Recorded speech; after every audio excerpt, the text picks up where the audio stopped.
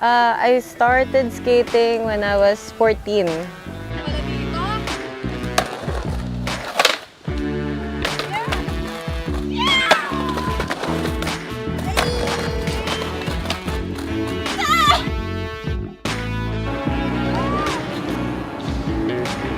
Tapos, I remember nun, mag-isa lang akong babaeng nag-skate nun usually. So, nakakahiya kasi pagtitinginan ka ng tao, lalo na pag nababail ka.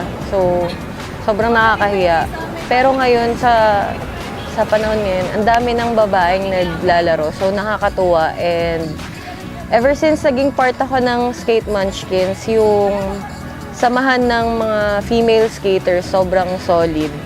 Naging united na, kumbaga.